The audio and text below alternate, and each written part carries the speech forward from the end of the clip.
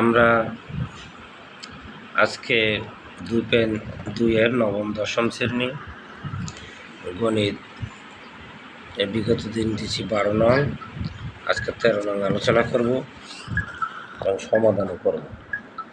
আমাদের দেওয়া আছে যদি FY = YQ plus KY square minus 4Y minus 8 হয়, তাহলে K এর মান কোন মানের জন্য? তাহলে এখন আমরা কি করতে পারি? 13 নং লিখলাম, 13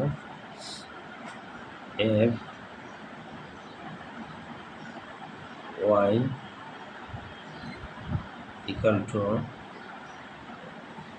YQ plus KY square minus 4Y minus 8। আমরা একটু বলে নিই YQ plus KY square minus 4Y 8। তাহলে আমাদের এটার K এর মান দেওয়া আছে কত? 8 - 2। আমরা এখানে এই Y পরিবর্তে আমাদের মানটা হলো 8 - 2। এখন আমরা কি করব? Y পরিবর্তে যে মানটা লিখলাম -2Q plus K Y1 -2 square minus 4 Y1 -2 minus 8 বা F -2 তাহলে এটা যদি আমরা গুণ করি তাহলে কি হয়? -8, এখানেও প্লাস এখানেও মাইনাস, প্লাস মাইনাসে মাইনাস, বাইরে এটা মাইনাস, মাইনাসে প্লাস। তাহলে আমাদের হয় কি K4 মাইনাসে প্লাস 8 - 8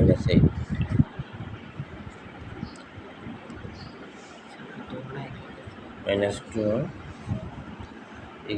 এখন আমাদের কি হয়? এই 8কে আমরা কেটে দিলাম। এখন কি ধরে K4 - 8।